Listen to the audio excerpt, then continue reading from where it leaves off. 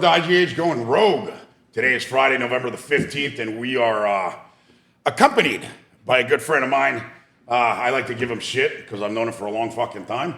I usually called him the resident rhino, but I guess that's not fair. He's not a rhino, but he is the epitome of a establishment Republican, my good friend Jorge Arrizurieta. Buddy, thanks for coming, man. Thanks for having me. Always a pleasure. We've been talking politics for fucking what, like 40 years at least, right? Probably more.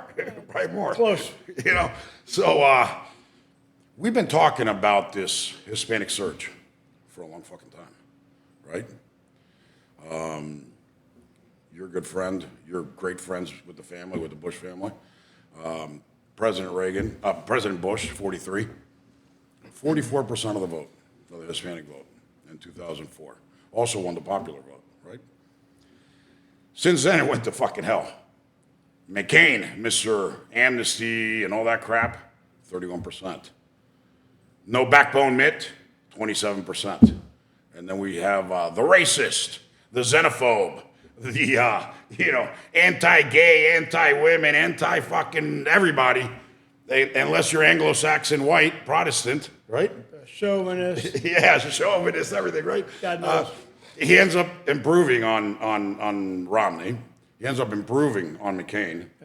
And now he ends up improving on President Bush with 46% of the Hispanic vote, blows away the popular vote, which hasn't happened since President Bush. What a coincidence, 20 years for both numbers, that a Republican president gets that high of a number for Hispanics, wins the popular vote, but Trump just crushed it, man. Trump just crushed it. Well, sure did. And, this will be a case study that will be over-analyzed, over-studied. Like all of them, right? They all are. Yeah. But really an interesting one because the one person you would generalize to be, the anti-Hispanic. Yeah. Well, the way they portrayed him, right? Not just because of, the positions maybe he's taken, especially the immigration position. Yeah. But because of the way he's been portrayed, like you're saying. And then he not only ends up breaking the record of any other Republican nominee, Republican president. In this case, it was a Republican sitting president, or sitting vice president, when he ran for president. In case of, talking about George W., not H.W. Yeah. So George W. Yeah. 43. 43, correct. But bring that just to the local level, and he ends up winning Miami-Dade County by 10 points. Yeah. Last one to do that in Miami-Dade County, which is a strong Democrat county, was President H.W., who won it. That was 92, right? It was 92. Yep. So, everything you would generalize to be literally impossible, Yeah. he's defied logic and has made it happen. So I think at the end of the day, what this tells you is two things. One is Hispanics care about the same exact issues that the rest of the population cares about. Yeah. Period. Our friend Rick Sanchez was on this week. And, Oh yeah, that must have been fun. It was a lot of fun. You should have seen. You got to watch it. But he said the same thing. He's like, you're gonna dice this. They're gonna cut it up. They're gonna have 1 million stats and data and numbers and all this and that. But at the end, exactly what you said. Hispanics care about the same thing. They care about the same things that the rest of the world cares about. And as far as the personality and the person, I don't even know that's worth commenting on that because it's the same difference as to why the rest of the country voted for him the way they did. Yep. By the way, speaking of your favorite term, what's that term again you love? Which one? The resident rhino. Rhinos. Yeah. I think just about every so-called rhino. Establishments. The establishment. I don't think it's fair to call them rhinos because they are Republican. They're just establishment. They have different priorities. Right? Well, and quite frankly, you look at the numbers that turned out for President Trump. He got every single one of those votes. There's no way for him to get the numbers he got across the country, swing states. Mr. Producer, what were Trump's final numbers, by the way? 75? Look it up. Just holler at it when you get it. But he got, I think it's 75 or 76 million. 76. 76. this time around, but he got 74.2 in 2020. So he did jump about 2 million votes. So I'm willing to guess that just about every Republican that may not have wanted to vote for him at some point for whatever reason ended up not voting for Kamala Harris, that's for sure. So they clearly Except voted. Bill Kristol, right? Kristol. Except Bill Kristol. So he really received an overwhelming amount of Republican support. Whether they were excited about his candidacy or not, they surely were not excited about supporting Kamala Harris. There's no way. Nonetheless, having her serve as the leader of the free world, God forbid. So I think at the end of the day, history was made in a number of different ways in this election, but specifically with regards to Hispanics. And I think that's going to be critical for the midterm election because it's, as you know, it's always a difficult race for any sitting president to have right after an election, the midterm. And I think the Hispanic improvement in that area, because I think there's still room for improvement. Yeah, a lot. Could be the insurance policy. Yeah. That this president. Like Peter Strzok. Like Peter Strzok's insurance policy. Exactly. That this president might have. And it's really an insurance policy that's realistic. It's not impossible to do. It's very doable. Well, I think the shift is real because we saw it, right? We saw it in 2016, it moved. And then we saw it in 2020, it moved. Then we saw it in 2022, right? In the midterm, it moved up to like 40. And now it moved 6 points. And what it actually absolutely cemented, I hope, for those who are awake or half awake, is that immigration is not an issue of concern. Well, that's your buddy Jorge Ramos, man. Hispanic. I would tell him, but he blocked me, back in 2011, 2012 when I was with Newt. But I would love to hear his opinion. Yeah, I'd love to hear his analysis. What does he have to say? That Hispanics are racist and they're misogynists. That's what they're saying. They were confused. They really didn't know what they were doing. No, that's what they said. Al Sharpton said that the other day. That they're, with Morning Joke, they both said, Hispanics are racist and they're misogynists. That's incredible. That's so offensive that actually, a black man, a minority, would actually say that about his own people is just incredible. Well, he said Hispanics were racist. Well, what's really been proven to be ineffective and out of business is his business model. Yeah. His business model, because the way they make a living and the way they make their money, which is by trying to milk. Well, that's what they were saying. That their people. That they're, that the influx of white Hispanics was the difference. Because brown Hispanics voted for Kamala. So that represents, the white Hispanics. I'm like, Jesus Christ, man. I mean, it is pathetic. Their arguments are weak. They're dead. They're old. Whatever. It is what it is. But I think it's really important now, especially, this administration and the party in good hands now, I think, to continue to improve on Hispanics because, the Democrats are going to come out in full force in the midterms in 2 years. And they're going to try and take away the majority in the House and the Senate, and the only way to hold is she's got to hold this coalition, and increase on it. So I think the first 2 years are going to be critical, and let's see. I mean, we did Americano, but since Americano, there's been nothing there. No other effort has been out there, and we know that's coming back, soon. Amen. And some big news coming soon, which I think is going to help cement that. So there's a lot of work to do. It's going to be a lot of fun, and I'm looking forward to it. I know you are as well. And, what about the rest, the cabinet? DeSantis ran on Let's Make America Florida.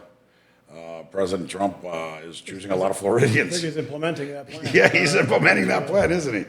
I think the choices have all been rock solid. For the most part, I'm not a fan of a couple. You can probably guess which ones those are. If you want to talk about those, I'm more than free to do so. But hey, man, this is truth bombs, F bombs, no bullshit. So let's fucking go, man. Don't hold back. Obviously, as you can imagine, the one I'm most proud of, and I think it's a solid, is Senator Marco Rubio, for Secretary of State. I think that's solid. A very smart nomination for a lot of different reasons. None of which the least is his qualifications for it. Well, let's talk about that for a minute. So back when President Trump was president, during the pandemic, Remember DPA, right? Defense Production Act, right? So we did a couple things, with that. Obviously mobilized things here for PPE, et cetera. But during, through DPA, he also allocated a lot of money, and he put Mauricio as president of the Inter-American Development Bank, right?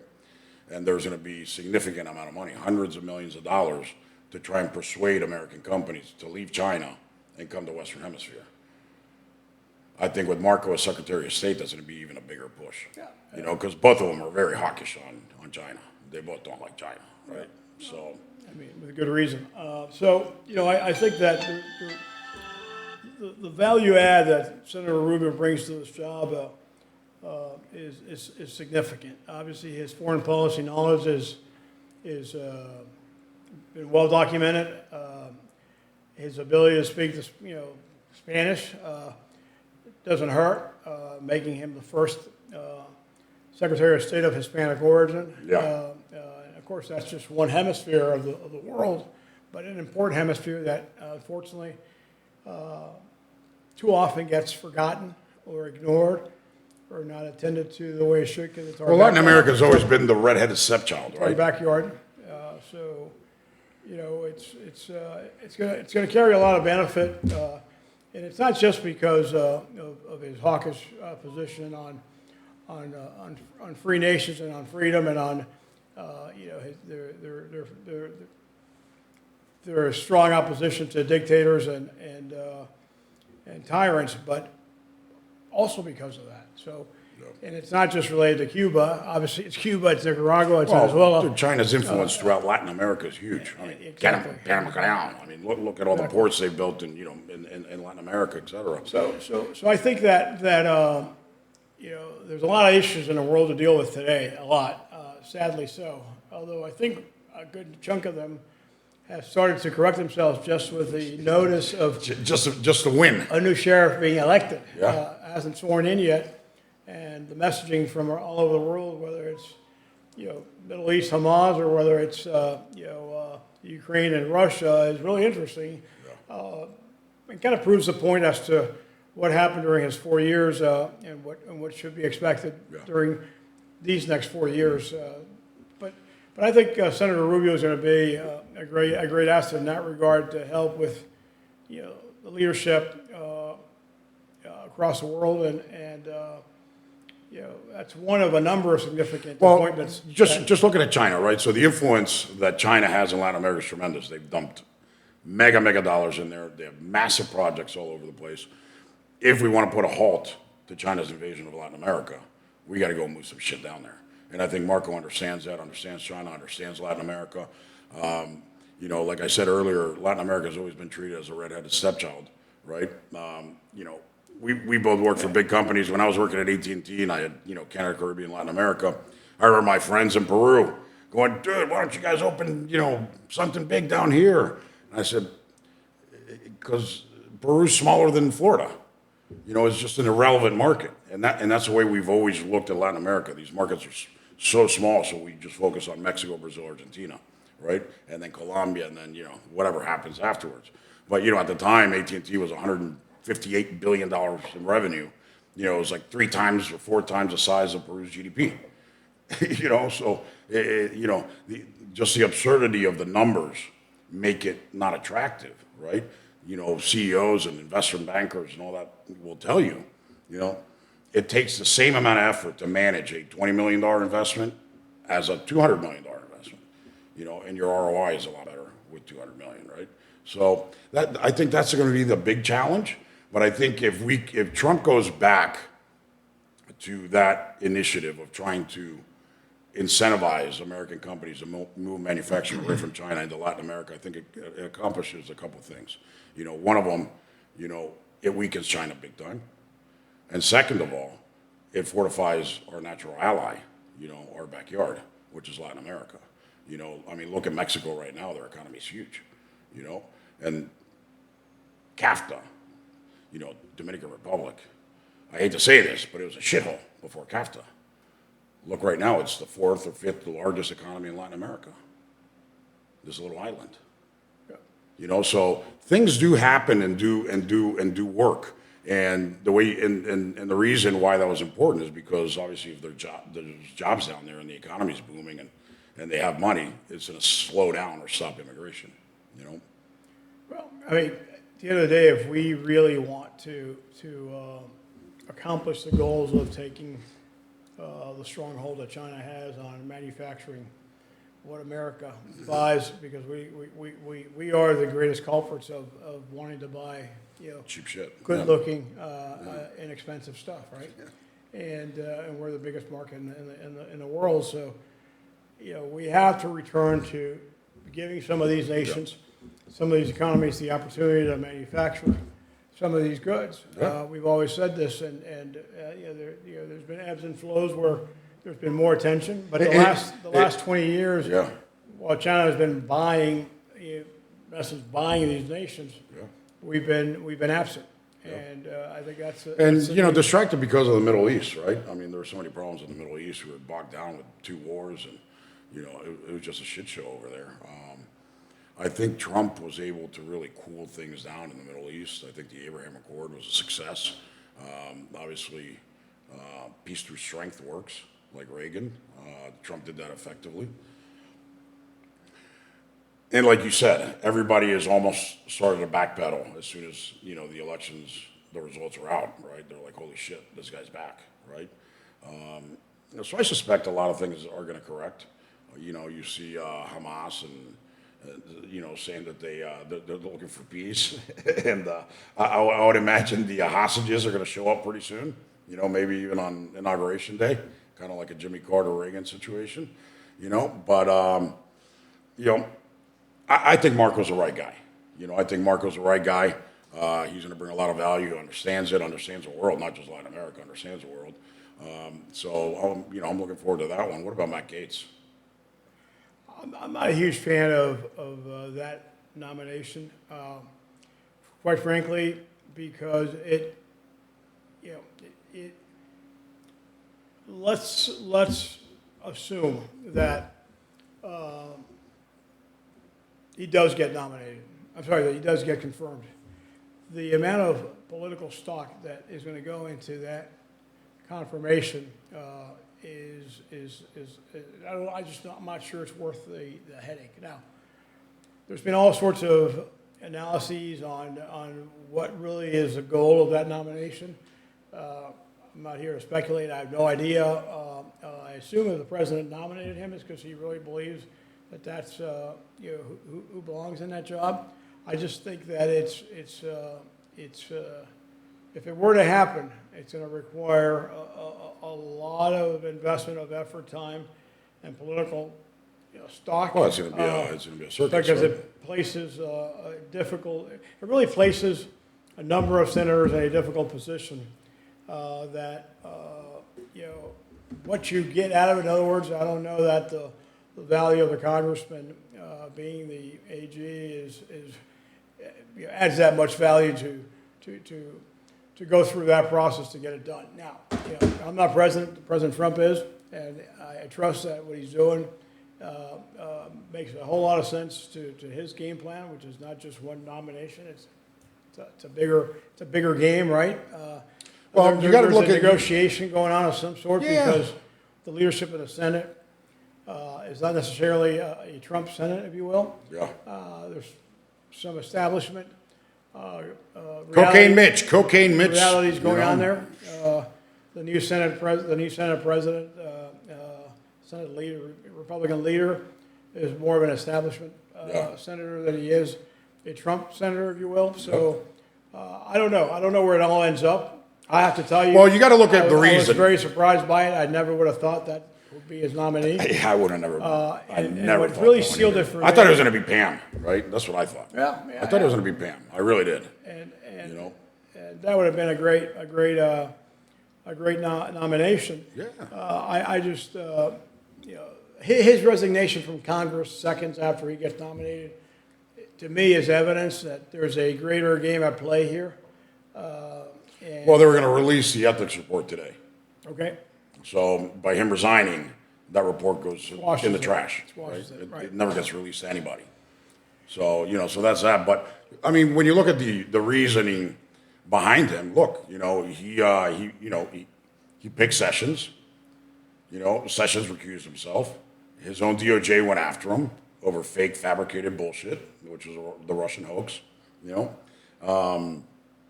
The only person really that was out there hammering the crap out of DOJ and everybody else was Matt Gaetz. You can say Jordan too, but really Matt Gaetz led that fight. That resistance that he defended Trump. Yeah, he does to the end. He does deserve that credit, and he owns that space. And I think and Matt Gaetz called out all the bullshit, all the corruption, all the collusion, everything that was going on, and he ended up being right. So I think that's probably why he's looking at him is, what better guy that gets it, understands how corrupt the DOJ is, to go in there and fucking ransack the place and fucking clean house. And that's probably what you need to do is really clean it out. Same at the FBI. I mean, there's a lot of, noise and buzz about Kash Patel going over there. He clearly knows what needs to happen over there. You need to get rid of, a lot of the top people. Same thing with Pete, right? Hegseth, right? Over at the Pentagon. So he's clearly picking people that he trusts, that have publicly not shied away from him ever, that have defended him, and that have pretty much echoed the same things he says, right? Is that there's corruption, there's a deep state, it needs to be fucking killed, it needs to be freaking cleaned out, and, he believes these guys are going to do it. But to the confirmation, I agree with you. I think that's I don't know how he gets it done. Because if you look at the numbers, we're going to be at 53 seats. Collins is not going to vote for him. Murkowski isn't. No Backbone Mitt is definitely going to vote against him. And Cocaine Mitch, there's 4. So how do you get 50, right? Because 50 in the vice president. So some would argue that Gaetz is well. First of all, Gaetz could not buy the publicity he's had in the last 48 hours, right? No. So is it good, bad publicity? Well, it's publicity, right? Everybody knows that he's been eyeing the governor's seat in the state. Yep. And let's just say hypothetically he doesn't get the confirmation. He goes through this whole process, which gives him an enormous amount of visibility. Yep. Massive exposure. A massive exposure, and he ends up being a candidate for governor. Well, what did he lose? I don't know. And it again, could be a horse trade, right? Back to your point, the actual report, meanwhile, it's never been released. So, some would say that admits culpability. You can interpret it whichever way you'd like, but the issue is that the report won't be read. And if it's not read, it's all allegation. Right. So some would call this masterful. Let's see where it ends up. Well, there's a lot of buzz about the horse trade. Right. And you just kind of brush through it, right? That they're putting him up there. It's all kind of a ploy, because he really wants to be governor, right? And he's going to be running for governor. Some people are saying he was talking about running for governor up until last week. So what happened, right? And could that be a play? Do you think a horse trade? They put him up there to cause all this ruckus and holy shit moment and everything. Get a lot of visibility, get a lot of exposure, get a lot of shit, make a lot of noise. Right. And then the establishment says, hey, you know what? We're not going to confirm him, man. We want somebody else. We want somebody else in horse trade. And say, okay, that's fine. He really didn't want to be attorney general anyways. He wants to be governor. So, that's fine. We'll do a trade. And he gets his number 2, which is really his number 1. Could be. I would not put it past the process. Yeah. When I put it past President Trump, I'd be foolish to say that. So I think it's all possible. And, you mentioned Pete Hegseth from Fox. On that nomination, he also is not what any of the, folks who are part of this world, live in this world, would have ever thought would be, because he doesn't fit the mold. Is he a veteran?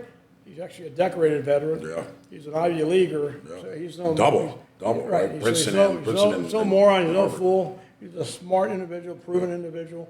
Obviously, he's younger than most who are ever considered to be possible secretaries of a mammoth department like Defense. Has no government experience. That's been highly criticized. but maybe what he doesn't have that is probably more criticized is that he's never ran anything nearly of that size or of any size, because he's been a journalist. Not your typical nominee, but it's not because he's not qualified. It's because he doesn't meet the mold of what normally has been the case. Now, if anybody thinks that Donald Trump is going to nominate what meets the mold of anything historically, they're just approaching this the wrong way. Yeah. Because That's not how he thinks. He's going to do exactly the opposite of that. So, yeah, but most of the other ones, are all understandable. These two are, well, that's your opinion. He's got Governor Nome and Homeland Security. I guess, She was on a committee. Yeah. I think she was a fighter pilot, right? Yeah. But what real intelligence experience does she have other than being on the committee as a member of Congress? No, you're talking about, Tulsi. Yeah, I'm talking about Tulsi. Yeah, Tulsi at the NI, she, look, she was a lieutenant colonel. That's right. She's a badass. I mean, Brazilian Jiu-Jitsu, fight, shoots. I mean, dude, she fucking, wouldn't mess with her, right? she's a badass. But she was on the Intel Committee. She was on the Foreign Affairs Committee. I think she's proven, that she's not a war hawk. She's not looking for war. She's not looking for combat. She's not looking to get, our country involved in shit. So, let's see, right? Let's see. I mean, I would have loved to see Rick Grinnell back. I thought he did a great job. Who knows where they bring him back now? I don't know. CIA, CIA director, Ratcliffe, that makes sense. He was in the House Intel Committee, right? I think most of them are pretty solid. No, I agree. I think the wild card there is Gates and and maybe Hegseth, right? But both of those guys are guys that are going to break it up. If you listen to Pete's interview, I mean, he was on Sean Ryan's show, I think last week, talking exactly this: what needs to happen at the Pentagon, what needs to happen at DoD is you need to take out fucking generals and colonels. Everybody was involved with this DEI crap, and fucking get rid of them, send them to fucking hell, and fucking clean the Pentagon up. I mean, the amount of money they've been spending on DEI training and fucking trans shit and paying for fucking sex change operations, it's just fucking ridiculous. These are fucking people that need to be tough as nails, need to go out there and fucking face fucking rounds, knives, fucking be shot at, risk fucking dying every time they fucking wake up. And you're pushing this inclusion, equity crap to soften them up. I mean, dude, there's something fucked up in that. It's totally counterintuitive, too. It's totally fucked up. But, look, the argument is this.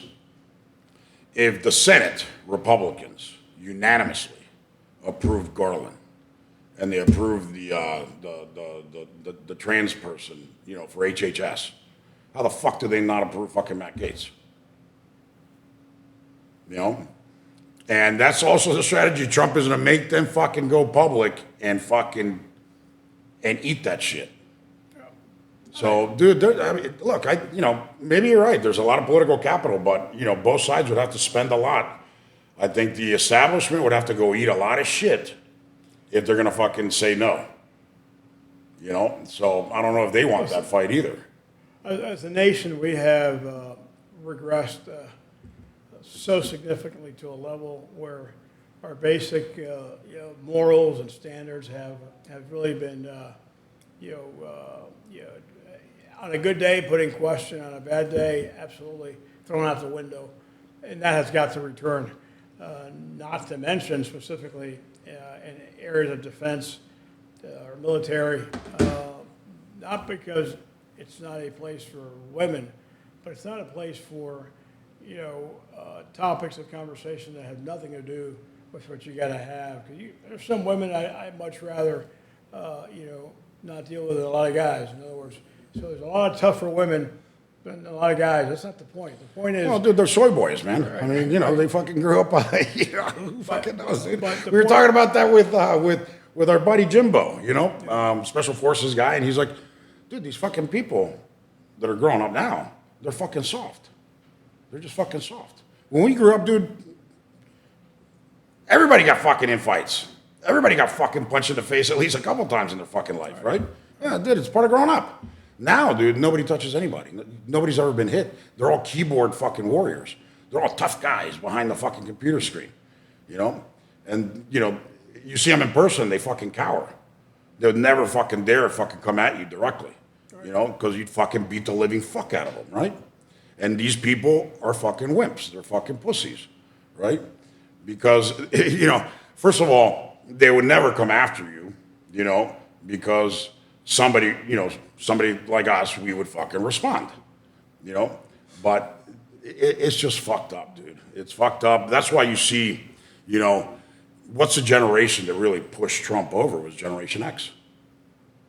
You know, Gen X voted for Trump huge, by the biggest spread of any other generation. You know, we came back to save it because we're like, dude, what the fuck is going on, dude? What are you all fucking, you know, weird? You know, what happened to fucking being tough? What happened to guys being guys? You know, it's this feminization of men, you know, that really have created all this bullshit. I mean, it started with Obama. I mean, just watching Obama fucking bowl with his limp wrist was, you know, fucking, hey, what the hell is this? You know?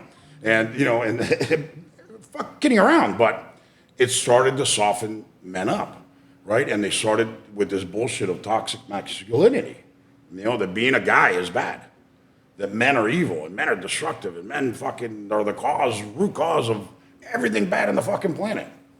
Dude, years ago, I'm not going to say any names, but, you know, a friend of the family, let's just put it that way, a woman,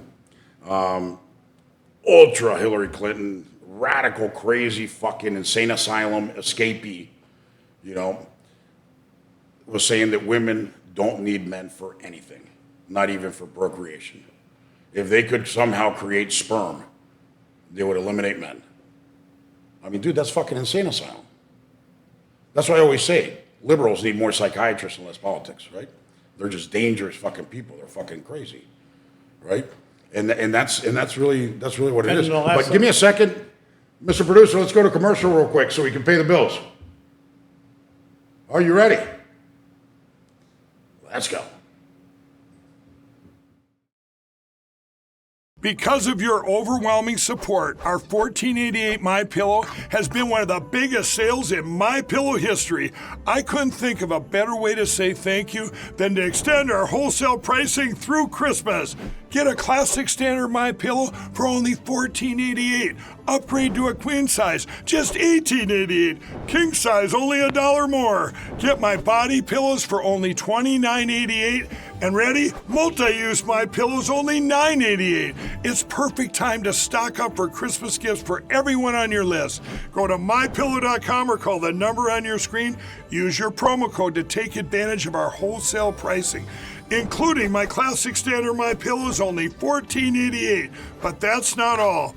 I'm so confident you're going to love our classic MyPillows that I'm going to extend my 60-day money-back guarantee until March 1st, 2025. Plus, orders over $75 ship absolutely free. All right, fantastic. Just remember, use promo code IGH and save some cash, and we can help out our good friend Mike Lindell. So you were saying. Listen, I was just echoing what you were saying before the break. You know, the extremes that this administration has taken It's amazing, isn't it? is dizzying. It's just it's insane. Remember that video? Remember that video that broke sorting on? it within our government at all levels, like. Yeah, but just the culture, man. It's crazy because look, I've always said, dude, I don't discriminate against homosexuals or anybody. I know you don't either. You know, and we kid it around. You know, when we were growing up, we're like, oh, that's great, dude, more chicks for us, right? And you know, it was just a thing, right? We didn't care, you know. But the overemphasis on this feminization of men, this whole trans push and everything, that leaked video of two staffers having, you know, anal sex on the Senate floor. I mean, what the fuck is wrong with these people, dude? I think they lost total connection with reality. And when you see a Kamala Harris being asked multiple times, what would you do different? She said, I can't come up with anything. You know, as far as she was concerned, they didn't go far enough. And that's a danger, you know? That's a danger. There's no doubt. There's no doubt that that answer to that question, which was really, yeah, I was listening to the View Yeah. host, whichever I forgot. That's her her name. favorite show, right? Oh yeah, absolutely. No, I was watching an interview that she was on, Yeah. where she talked about, oh my gosh, I felt so bad because thought I was throwing her a softball. Right. Because I figured she could hit that out of the park. Right. And I figured it'd be ready for me to ask that question, or for one of us to ask that question. And I asked it, and I could not believe it. And I went back and I said, are you actually sure that, you Right. you don't, like No. absolutely convinced that she was going to hit And it she out did of it the park? again. She did it again with CNN, right? And MSNBC as well. So it's mind-boggling. And the ineptness, the insufficiency, the lack of preparation, the lack of substance, the lack of, it's just mind-boggling to think that, one, that she wouldn't be expecting that question, two, that she wouldn't have an answer for it, and three, that she generally would not have. So I'm gonna ask you this, and just because look, it's about having fun, right? Her, Sarah Palin, which one was worse? By far, Kamala Harris. Kamala Harris. Yep. I mean, And everybody ripped and destroyed Sarah Palin like crazy. yeah, but there's not even close. Was there any? I don't think so either. You know, I think- she I think- she I had think some so. goofball answers. Yeah, She maybe didn't answer a bunch of questions that she should have, could have. Still, but it wasn't the level of inability wasn't at this level. And by the way, Sarah Palin did not have as many jobs experiences as Kamala Harris had of significance, by the way. Yeah. Before she ended up being a candidate for president. And Shirley wasn't VP for 3 years. Right. Isn't that amazing? She was governor of a state. Yeah, for a couple of years, right? Right. So, but again, the inabilities weren't to that level. And that's what's really shocking, right? Because Kamala Harris has been in public eye for for decades, right? Including a sitting vice president for 3.5 years. How is she not prepared? How does she have an inability to answer basic questions? I think she was just, clearly she was hidden from the need to answer these questions in all these jobs. Clearly, which is in itself irresponsible and wrong because, listen, I don't know if you ever saw the movie Primary Colors. Yeah. Bill Clinton. That was a great movie. So Bubba, when he starts as governor of Arkansas, Yep. of course, the movie it was accentuated significantly. Yeah. But the message was clear: is the Bill Clinton that we saw after being in the hot seat. Yeah. We know he had a few hot seats. Obviously, Yeah. he really got training by fire Yeah. because of his promise. Extracurricular activities. Right, and the impeachment processes and all that. But my point is that the Bill Clinton that swore in, as compared to the Bill Clinton who 8 years later finishes his second term, is two different individuals. 100%. Because 100%. forget the second term. The Hey, you got to first bring a year- cigar next time. I will. The know? first year of the first term, he was already in a hot seat, gaining experience and figuring this out, which you do. I mean, not that you don't as a governor of a state, but it's a small state, small economy, and once you become president, it's a bigger deal. But Yeah. So here's a Florida question no for growth. There's no so growth. You're a Florida insider. You have been for decades and decades and decades. Your father was very, very, very involved in politics as well. What's going to happen with Marco's seat? So we know Matt Gaetz is and Waltz or whatever. There's special elections, but Marco's seat gets filled by appointment by the governor. A lot of people are saying, well, DeSantis resigns, Jeanette appoints him as senator. I don't see that play happening. I don't see him doing that. Would he want to go into the Senate? So I don't see. First of all, as governor of a Or do they appoint Laura Trump? as governor of the 15th largest economy in the world, which is what Florida is, I think you have a lot more visibility, play, and genuine relevant experience than to being a senator. Yeah. Maybe you have less federal issues, but as governor of Florida, there's not a scarcity of opportunity to be in the you're a federal, badass. federal limelight. Yeah, you're a Right? badass. So. And he's been a great governor. arguably one of the best. One of the best. Absolutely great governor. You know, when he came in, we had a delta of 300,000 more, more Democrat registered voters. Right now, there's over 1 million more Republicans. Yeah. That's a hell of a job. And quite active ones. We saw what they did in this last race. So I don't see why you would want to do that. So who's next? what you hear a lot about, kind of universally, is that you got to consider Laura Trump, who has proven to be a very, very substantial, qualified, prepared individual. Never held elected office before, Yeah. but if you watched her, But definitely sharp. you watched her do her job as vice chair of the National Party. Yeah. Incredibly eloquent, incredibly articulate. Is that the best move for Trump? Wouldn't it be to keep her there or make her chair? You'd Because think, he doesn't want to. He doesn't want to replace people at the party and lose control of the party again. yeah, I would think not. Will there be interest from others? Of course. I mean, there's got to be. So if it's not Laura Trump and it's not DeSantis, Jeanette, that would be bold. It could be, but I Woman, Hispanic, senator. That would be the first time ever, right? I've heard rumors that what Jeanette really wants to do is be president of FIU. Is that right? That's what I've heard. I haven't heard that from her, but I've heard. Well, you that. got your ear on the ground. Yeah. I've heard that out there. So by the way, that's it's far from being a plum job, but that's a sweetheart Yeah. career job. That's a career move. Yeah. Because it's not like a federal judge, judicial appointment. Yeah.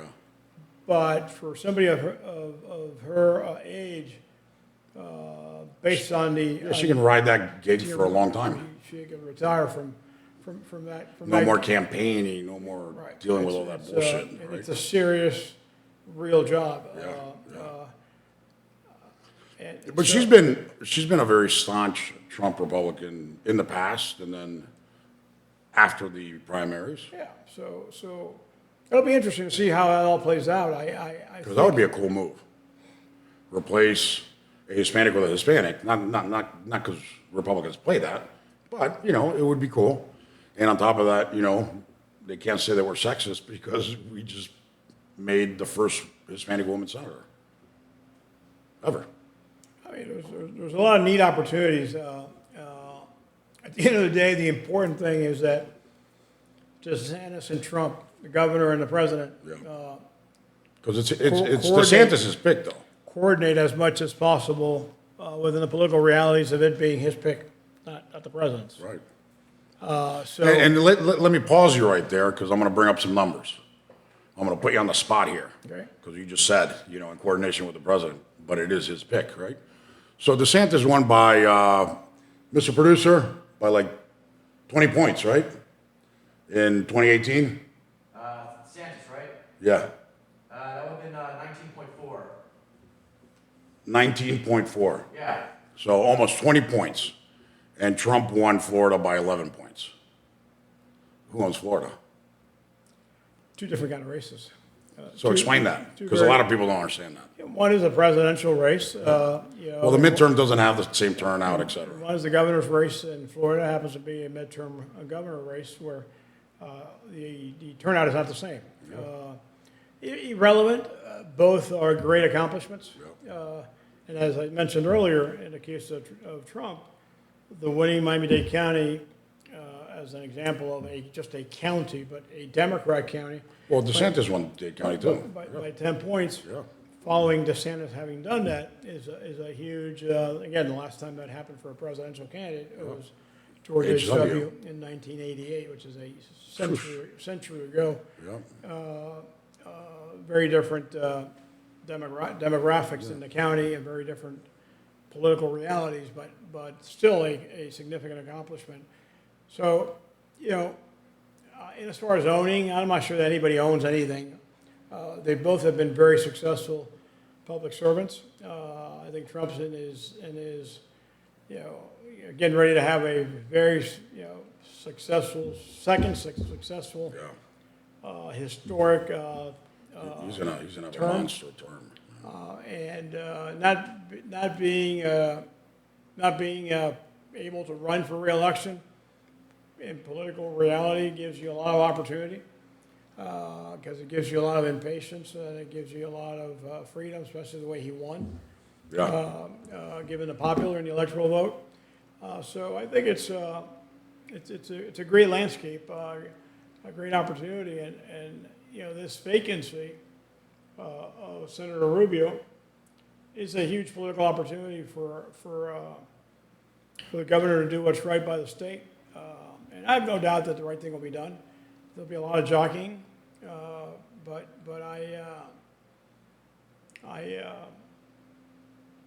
I believe that Laura Trump really, again, even though she's never held elected office, will be a great senator just because of, you know, her abilities. Will there be others that are interested? I'm sure they're going to surface. What names are you hearing? I really haven't heard any. Really? I really haven't. So they're keeping it really close to the vest. My guess. Because I mean, you're Mr. Florida. I would think that, what just really happened, so. But this has been brewing for a while, the rumor of Senator Everybody Rubio knows, being yeah. Secretary For of a State. year. Yeah, Yeah. has been out there, and it certainly got sealed when it was clear that he wasn't going to be the VP nominee, right? So, Yeah. I guess from that point forward, it's just opened up. So, yeah, listen.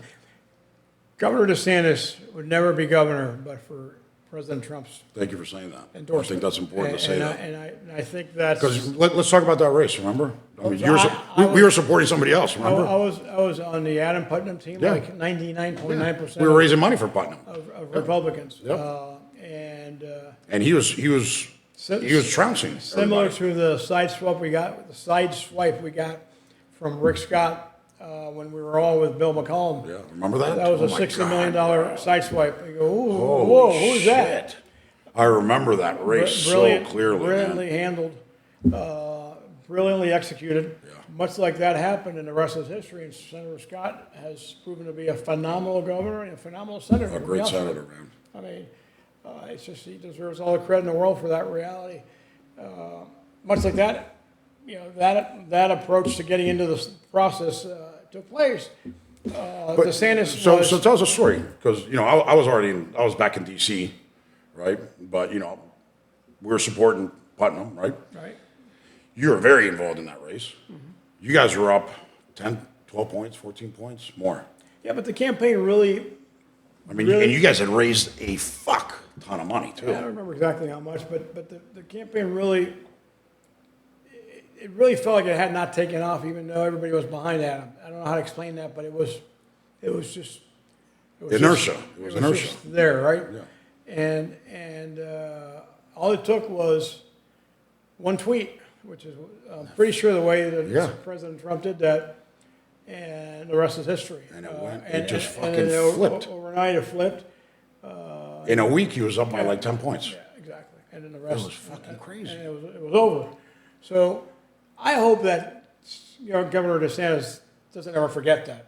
Despite him having run against him and all, it's politics. That's politics, right? yeah. Because if he doesn't lose sight of that, I'm sure he doesn't, and he's appreciative of that, then the rest of these things can be worked out to everybody's benefit.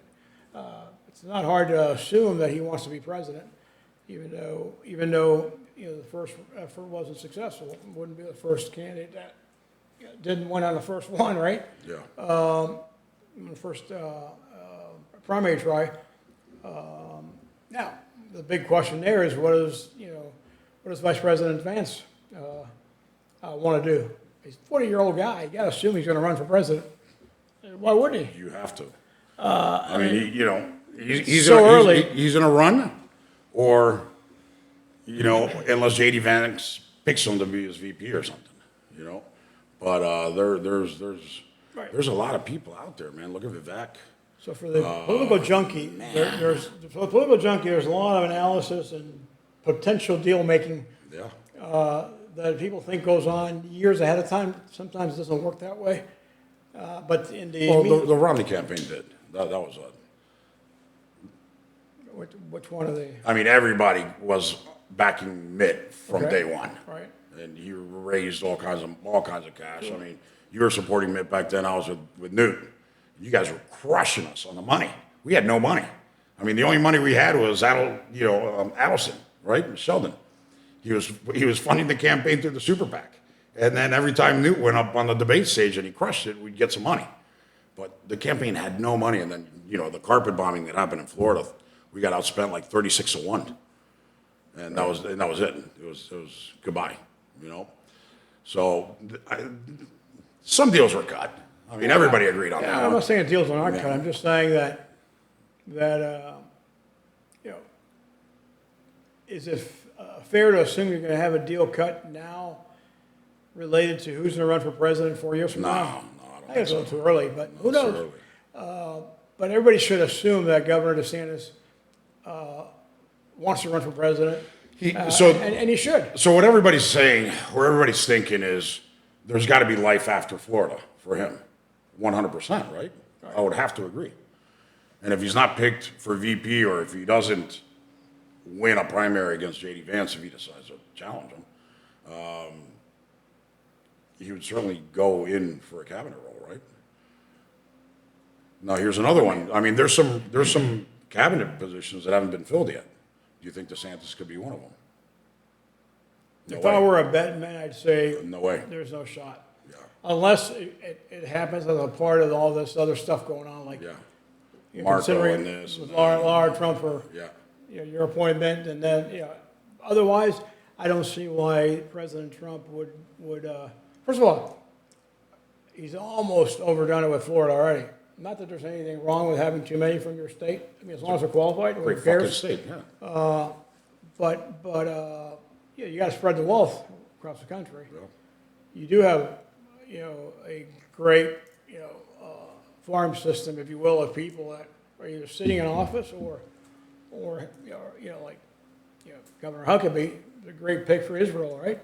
Yeah. He's a phenomenal nomination for ambassador to Israel for all the obvious reasons. Eminently qualified, just a great guy, and so I don't see. My gut tells me that no, I don't think DeSantis has a role in the cabinet unless. Also, there's a I deal think there, If you analyze the way President Trump, I think, processes these things, picking who's running next is in the mind of someone like President Trump, part of his, Yeah.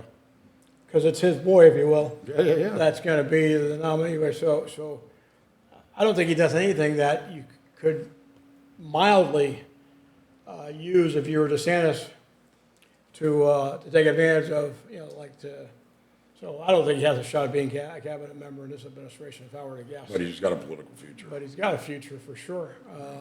And more importantly, he's going to fight for a future. I think so too. I think that Vance's appointment makes it a challenge for DeSantis because Yeah. Vance has proven to be eminently qualified and able. That's been the biggest surprise, I think, for a lot of people that didn't know Able and JD Vance. capable, Yeah. and under the pressure, under the gun, under I think that in retrospect, if they go back to saying, what are the key moments of this campaign where things, maybe were turned around to help it become the landslide that it was, I think they're going to talk about the debate where Senator Vance just performed steadily. Right. Not that he couldn't, not that people thought he wouldn't be, but nobody had ever seen him do it. Yeah. So you got to do it, otherwise, Crushed. He right? crushed. I mean, Mr. Tim, Mr. Coach. Yeah, Tampon Tim. Tampon Tim, who wasn't obviously the best, Yeah. so he helped him. But irrespective of how good or bad Tim was, Vance was an absolute star. Yeah. I mean, he did not take a single bait. and he did not, hit out of the park every opportunity that was placed to him. And he corrected when every time they tried to check him off or And he fact dealt check with the him. media and- respectfully, but effectively, where he said, "Hey, time out. You're not being fair." I mean, he did that, without a mean streak. He did it very, as a matter of fact, to the point where they were like themselves, like they didn't know how to react to him. Yeah. Because they go, "Whoa." That was pretty crazy, right? So I think a guy at age 40 showed, just imagine 4 years from today, and the experiences of being a vice president in this administration. And by the way, Especially in this one, right? right, because I think what he showed to do and have incredible ability to do is he showed to be very comfortable in defending Donald Trump. After, obviously, at some point in his career, he wasn't a supporter. Right. Like most of, early on. or a lot of Trump supporters today. He unified everybody, but everybody wasn't with him when he started. Yeah. I mean, that's really a story to write about is, how did Trump get all these people? Oh, he's a bully. Oh, okay. He might be strong-minded, strong-willed, but you mean to tell me he doesn't have ability and charisma and convincing power? No, because he just bullies everybody. Go, really? So these grown men and women Yeah. only respond to being bullied to, I don't think so. I think the man showed an amazing ability, which is actually, in my personal opinion, really highlighted and accentuated when he gets shot. And the guy's brain works to the point where he says, okay, I'm alive, so the first thing I got to do is show everybody I'm alive. Yeah. I'm going to tell my people we got to keep fighting. These bastards didn't get us. And he did the fight. Yeah, dude, I think that just changed. I've been around this stuff whole 40 thing. years, and I really got teary-eyed, and I got goosebumps watching it. I happened to be watching it If live. you watch it live, man, I was like, I was holy watching- fuck. Those whatever seconds was when he was down, Yeah. I was like, fuck, did they just Right. kill the fucking president? right? You had no idea what the hell was going on because he was Yeah. down. I mean, it's probably like 20, 30 seconds. At least. That's like a lifetime, Yeah. right?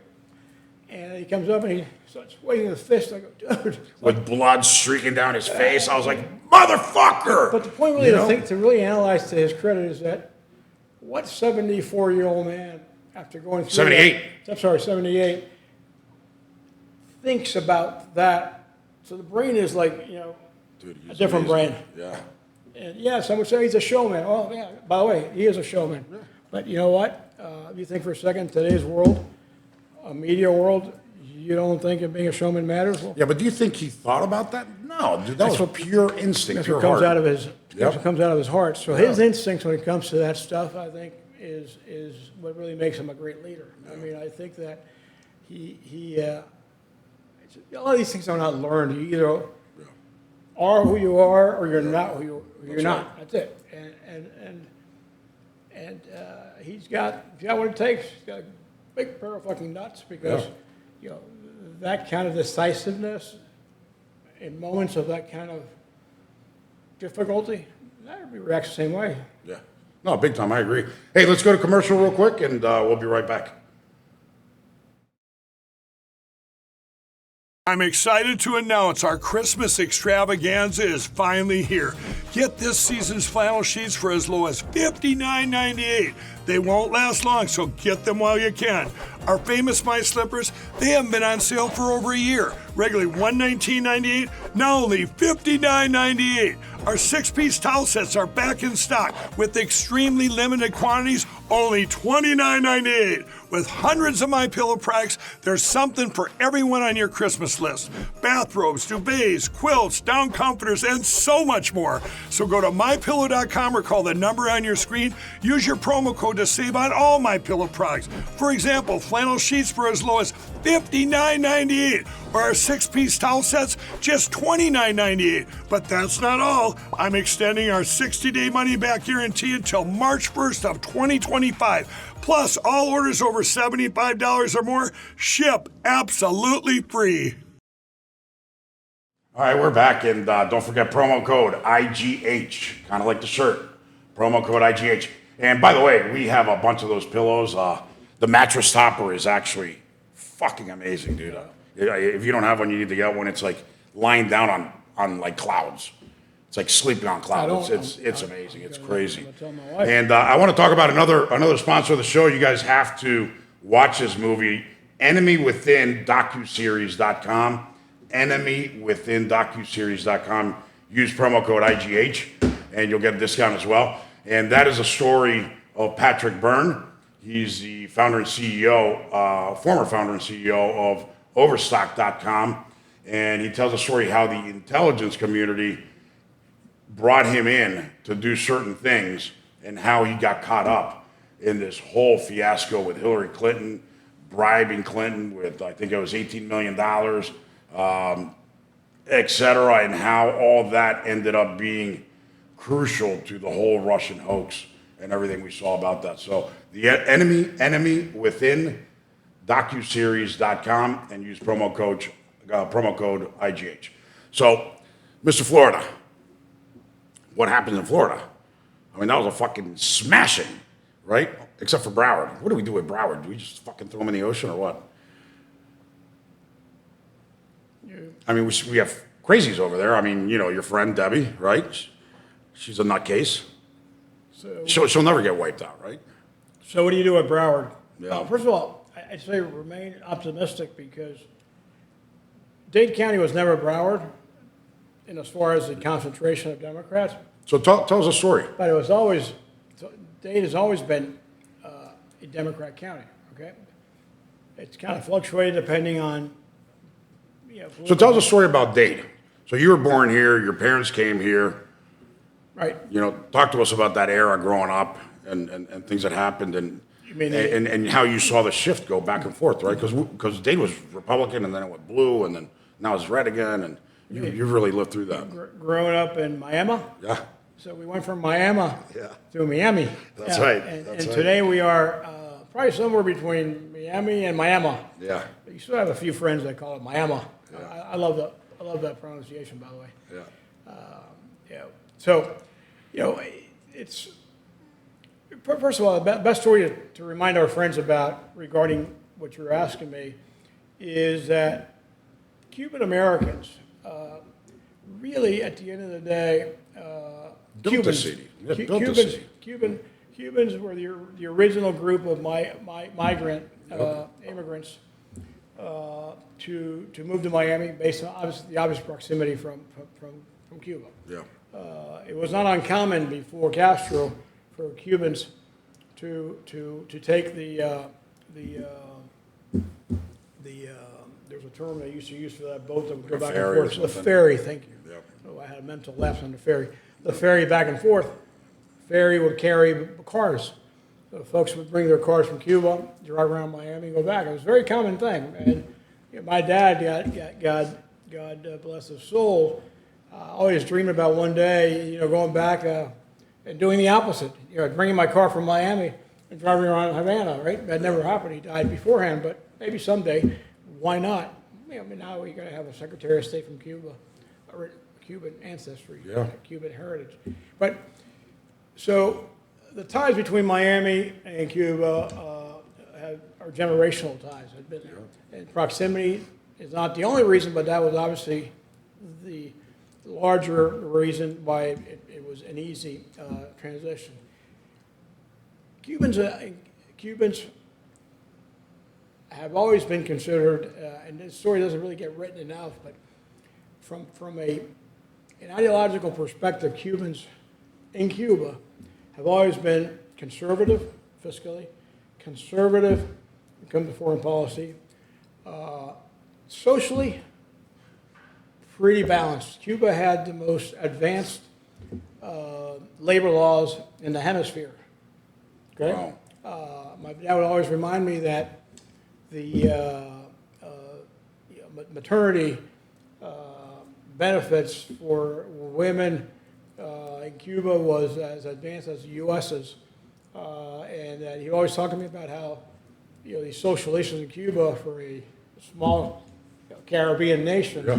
was very advanced. Why do I say that? I say that only because something politically happened that made these, you know, new immigrants become diehard Republicans. Yeah. And at the end of the day, that was, you know, not so ironic, the Kennedy Well, your dad was in Bay of Pigs. My dad was a veteran of the Bay of Pigs, but Cubans, whether they fought in the Bay of Pigs or not, really felt betrayed by Kennedy because he promised the air support, never came. And he fucking left them. And that left them hanging, and that's where the freedom fighters, if you will, lost the war against Castro because on the ground they slaughtered them.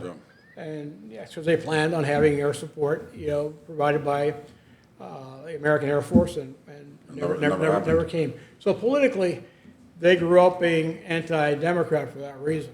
Why do I say that? I say that only because the influx of Cubans created the transition of Miami-Dade County becoming a more Republican town and a less Democrat town, but never becoming 100% Republican in as far as registration, but becoming So explain that. Explain that. in the way they voted.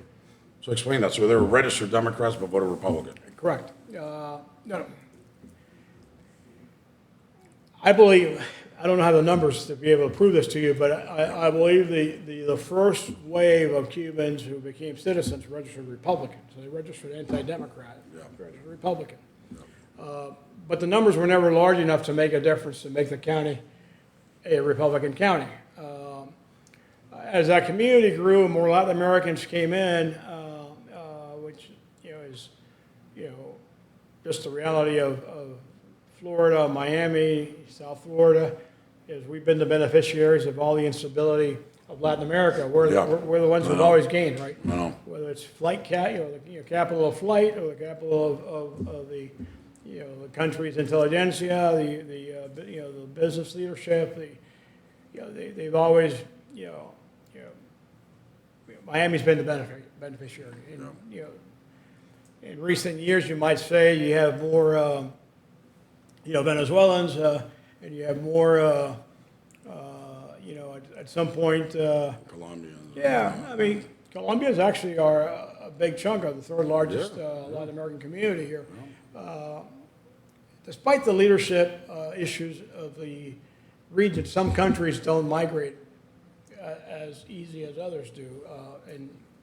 But there's no doubt that we are the ones who benefit from the instability of some of these nations, or whenever they have, whenever that pendulum swings. So, the reason why I started with the ideological history is because I think it's fair to. And by the way, if you guys don't know Jorge's background, I mean, he Latin America is his baby. He understands it. He was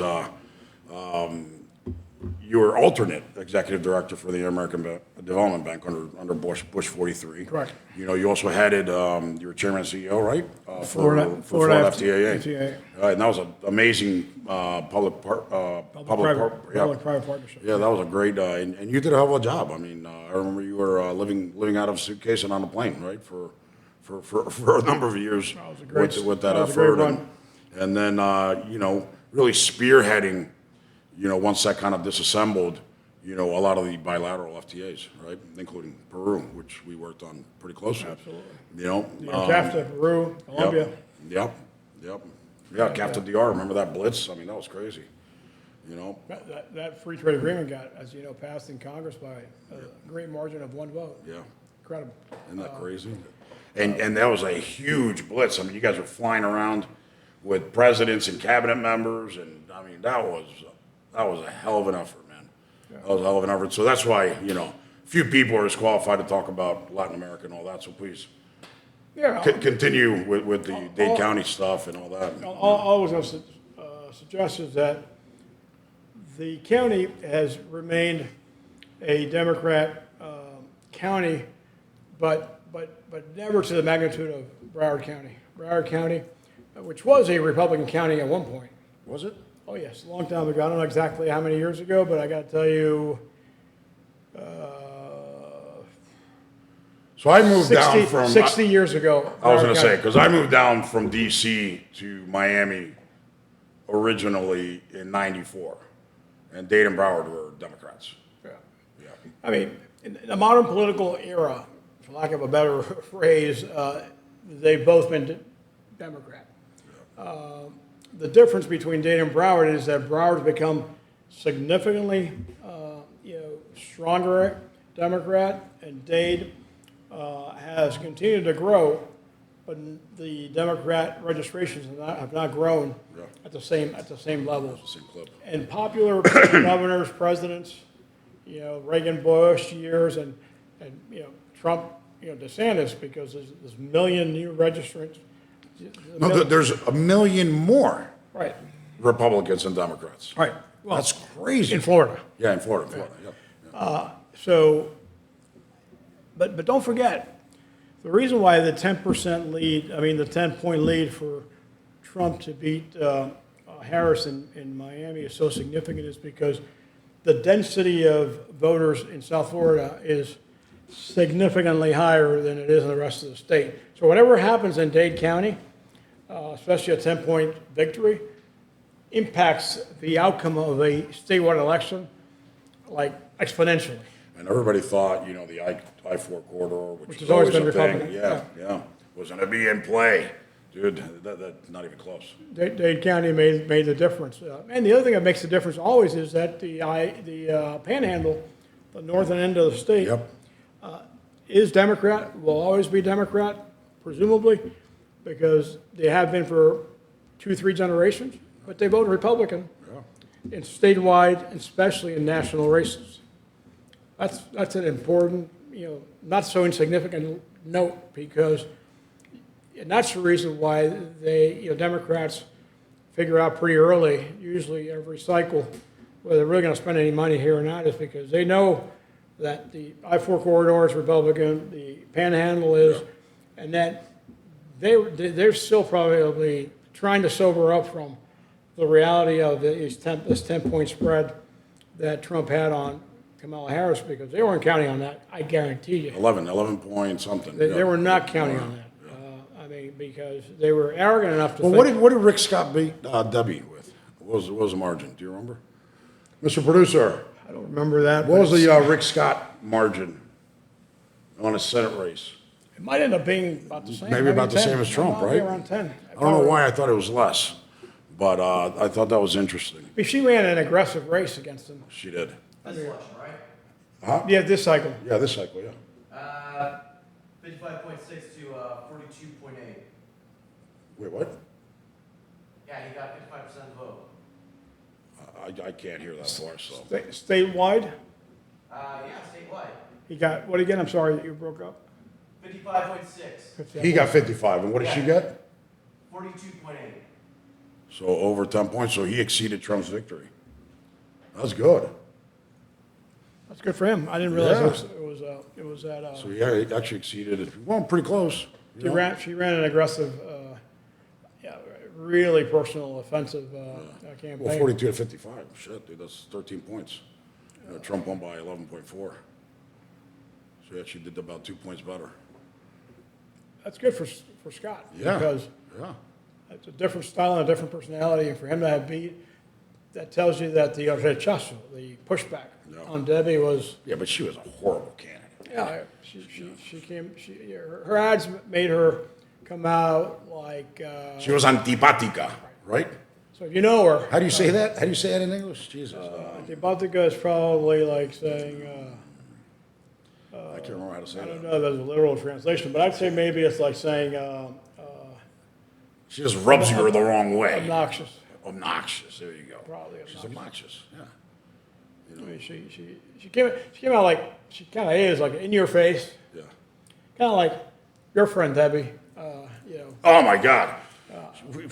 So. snapping at you. Oh my God. So she was on Morning Joke this morning, and she was bashing on Matt Gaetz, and she said, he's a sex trafficker and sex trafficking of underage women. Dude, I mean, these people are horrible people. They will say, do, be anything, and they don't care about any repercussion whatsoever.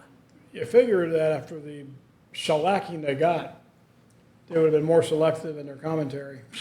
But I guess you don't learn that when you get shellacked. They're in a bubble, right? When you get shellacked, you get a little bit more defensive, I guess. Well, you know, what the crazies are saying is that they didn't go far enough. That Harris should have gone farther and harder with the left issues and DEI and all that crap and the, you know, identity politics and gender politics. And they should have played that a lot more and a lot harder, and people would have shown up and people would have been motivated. And I don't know how much more motivated. I mean, look, you know, Democrats have been getting around 69 million votes. She ended up getting, I think it's 72, right? So she did better. Because I don't believe the 81 million that Biden got in his closet. I mean, that's a total bullshit number. I think everybody in the world now realizes that fucking 2020 was a scam, a complete fucking scam.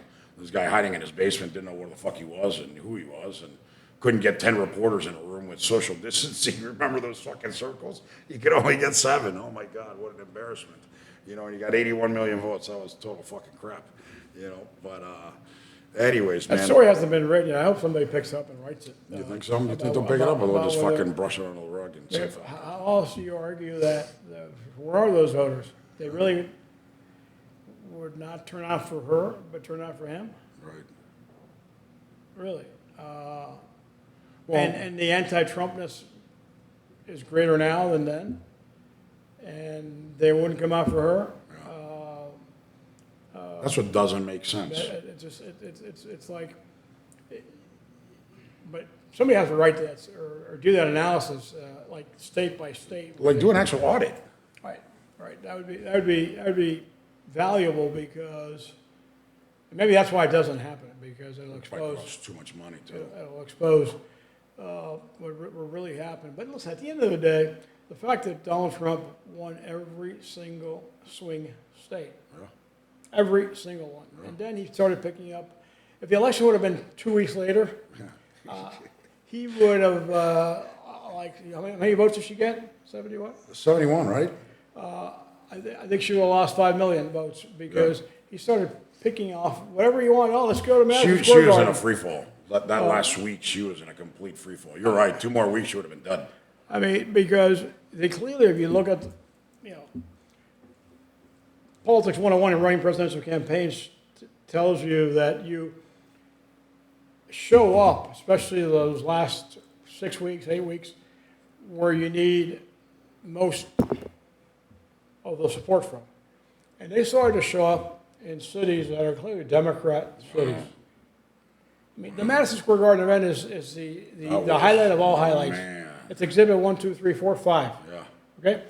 Because normally you would not be on that day, which was less than a week away. I think it was less than a week away. In New York City, in Manhattan, you just wouldn't be there because you're trying to make sure you don't lose those, the opportunity of winning those swing states.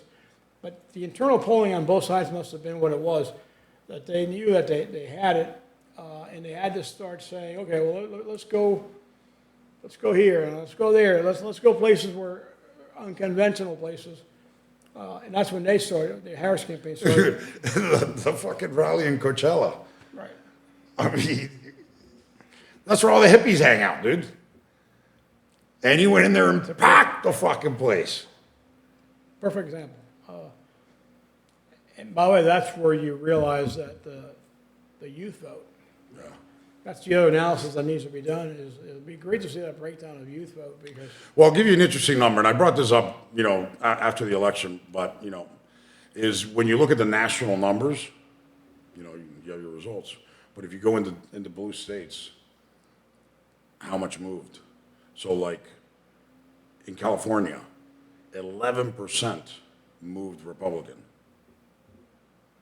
You look at New York, you look at states like that, you're like, holy shit, dude. I mean, yeah, the gap is so huge that it's not gonna flip it. But 11%, 13% in some other states, I mean, that's a big movement. That's a big shift in solid blue states. What happens to the Trump movement after this 4 years? Because, he can't be reelected. He's going to be too old to really stay relevant in politics afterwards, right? He'll be, 82, I guess, right? I think he's been. Is the better question?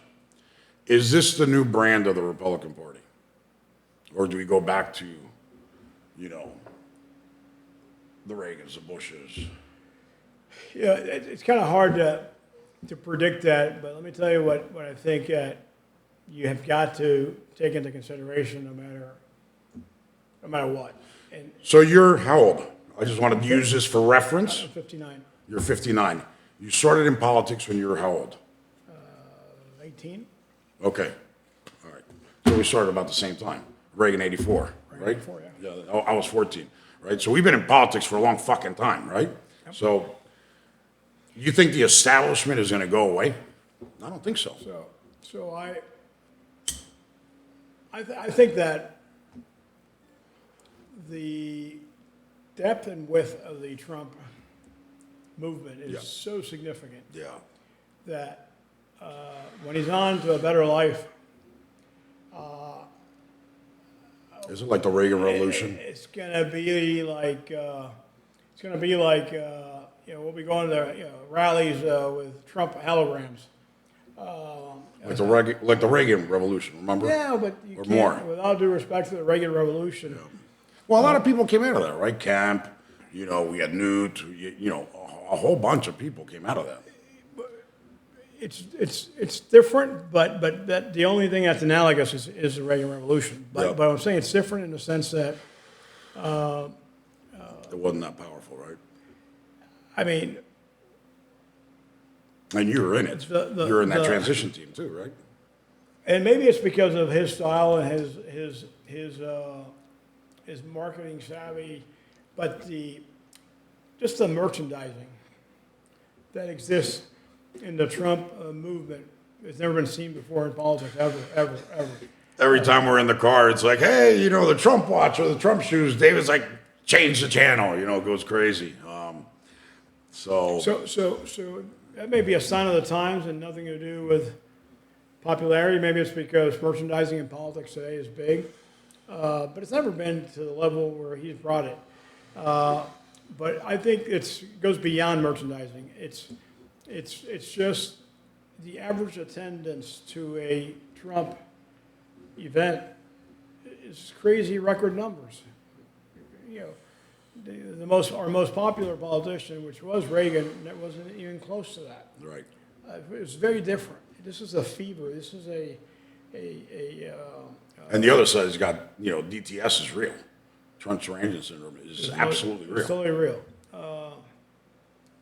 And the media's support of the other side has only helped the movement, right? So what happens to the party? So, we will know soon enough because I think the big question to ask is J.D. Vance the one to grab the mantle and personalize it to his own style? But you have a lot of J.D. Vances. I mean, you have Vivek. I mean, there's this new crop that's firebrand like that. But all of those have become participants in the Trump movement. Yeah, that's what I'm saying. They've all become. They're not establishment. So are they going to come off of that because Trump is gone? On the contrary. They're I going to think try and grab it. what you're going to start having is whatever aspect of the Trump movement made them uncomfortable, you'll see less of and more of their own style, right? You don't see a Governor Abbott, Governor Youngkin.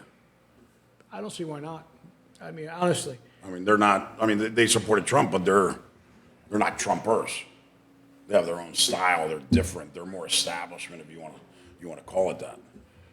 Is there a comeback for that wing of the party? It's hard to predict what's going to happen, but because I happen to be one of those that doesn't believe that you need to scream and bang the podium and offend and divide and do all these other things that people think is all Trump does, which I don't think is fair either, because that's not all he does. To be a good charismatic leader. So I think it's the best way to analyze it, I think, is whoever comes behind, whatever number of leaders come behind to be the new generation, are going to try to figure out a way to benefit from that movement, which is they have to continue to stay Because it's identified not with going to it. go away. It's not going away. It's not like the Tea Party. Remember the Tea Party? It's You remember the Tea Party? Yeah, of course, We it's fucking slowly went through it. I gone. mean, all of our friends got elected there, right? Marco, David, Mario moved to Lincoln seat. Remember all that stuff? And that's gone. And they got smashed 2 years later. The establishment I don't squashed think it that's, and I don't freaking think destroyed this, I it. don't think this will, They tried to do that to Trump with all the stuff that they pulled in his first term, and it didn't go away. It made him stronger and stronger and stronger. And look at this machine. so that's the question, is I don't think it's Tea Party-esque. It's totally the contrary. The pushback has only made him bigger and stronger. And him going on to a better life will not kill the movement. And given his style, until he's on the other side, I don't want to say relevant. he will be totally relevant. He'll be the kingmaker. He'll be visible and active, whether it's, God forbid, in a wheelchair or I don't know. This guy is so unique that you never know. I mean, he has to go on to a better life eventually, but I think it's here to stay for the foreseeable future, because we've also had the benefit of getting new participants, new activists that were not active in politics before through this, MAGA movement. Yeah. Whether is it going to be called MAGA, is it going to be called something else? I don't know, but it's become, the whole make it America better and everything that follows behind it. So, best example I'll give you: my youngest son, who's a senior in Tallahassee, Florida State. They had a party. They had a frat party less than a week after the election. And the theme of the party was "Make America Party Again." And the invitation was the White House. And it was the White House, the flag, and then Trump's picture was on it. I'll show it to you. And these were seniors in college. That's Which, awesome. by the way, they're all Trumpers. Dude, all the kids now are fucking Trumpers, dude. They're all Trumpers. That's the best. That's the. Which is amazing, right? Because he's 78 years old. But he's fucking cool. He's fucking cool. And you see on social media the Trump dance challenge. Yeah. Everybody posting videos doing the Trump dance with YMCA. It's amazing how that took off. Something that started like, I don't know how, I don't think he intended it to be, but he just, That's what he dances. and holy shit, everybody loved it. Everyone was like, oh my God, this guy, look. And it just went nuts. It went freaking nuts, man. So I think it's, I don't think it's going anywhere. And I think what happens is that depending on who that new leader is, they'll put their own stamp on it, because that's normal, but it won't be too much different than what's been so successful. But who knows? I think the success of these 4 years has a lot to do with it, because the expectation that's been built politically is very significant. Yeah, I agree. Hey, Jorge, thanks for coming, man, dude. Thank you. Enjoyed it. Awesome. We got to make this a weekly thing. You got to bring the cigar, and I promise I'm gonna have some rock glasses with some ice, That'd be great. and we'll have a drink or something. it'll We're turn gonna be into- announcing something soon, by the way, on how you can win either a bottle of Basil Hayden or a bottle of Zacapa. You get to choose, but it's gonna entail, very specific. It's gonna entail following us on social media. We're on every platform. IGH Going Rogue. You gotta follow, you gotta tweet it out, and you gotta copy 3 friends. And at the end, before Christmas, we're gonna announce the winner. So go out there, follow, tweet us, or truth us, or Instagram us, or Facebook us. Copy 2 of your pals, and we're gonna pick somebody before Christmas, and we'll either ship a bottle to you. You got to be whatever your drinking age is in your state, or get or have it sent to your parents. I don't know, whatever it is. I would assume everybody's of age here, and pick which one you want, and you'll have it for Christmas. You'll have a good time, and also don't forget mypillow.com promo code IGH, and you have to watch Enemy Within. docuseries.com. Also use promo code IGH. And we'll see you Monday. It's going to be a hell of a weekend. There's a lot of things happening. And stay tuned because there's going to be some big news coming next week that I think everybody's going to be very excited about. All right, take care, guys.